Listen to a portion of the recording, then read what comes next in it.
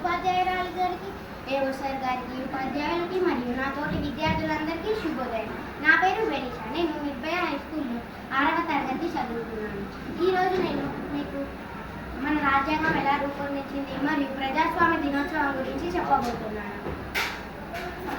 మనము ముందుగా అందరికీ ప్రజాస్వామ్య దినోత్సవం శుభాకాంక్షలు.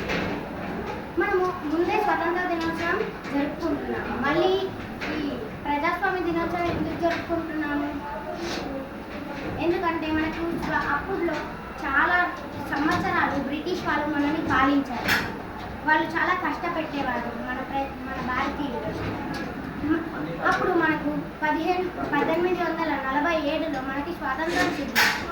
అయినప్పటికీ మనకంటూ ఒక సొంత రాజ్యాంగం అనేది ఏర్పడలేదు, ఇంకా లేదు.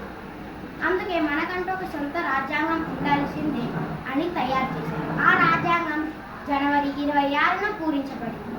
అందుకే మనము ప్రతి జనవరి 26న గణతంత్ర దినోత్సవం జరుపుకుంటాం. గణతంత్ర దినోత్సవాన్ని ప్రజాస్వామ్య దినోత్సవాన్ని అని కూడా అంటారు. మన రాజ్యాంగం అంటే ఒక రాజ్యం యొక్క మౌలిక స్వభావాన్ని, దాని లక్ష్యాలను అమలు చేసే, ప్రభుత్వ నిర్మాణాన్ని వివరించే, విధులను వివరించే నియమ నిబంధనల సంపుటి. అలాంటిది మన భారతీయులకంటూ ఒక రాజ్యాంగం పరిషత్తుకు అవసరమైంది. ఎలా బతకాలి, వారి చట్టాలను తీద్దామని ముసాయిదా కమిటీ అనే ఒక కమిటీ ఏర్పడింది.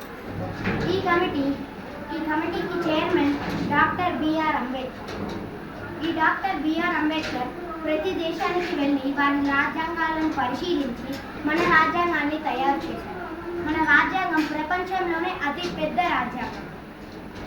మన రాజ్యాంగంలో ఉండే ప్రతి ఒక్కటి న్యాయంగా ఉండేది. మన రాజ్యాంగం అతి పెద్దది ప్రపంచంలోనే.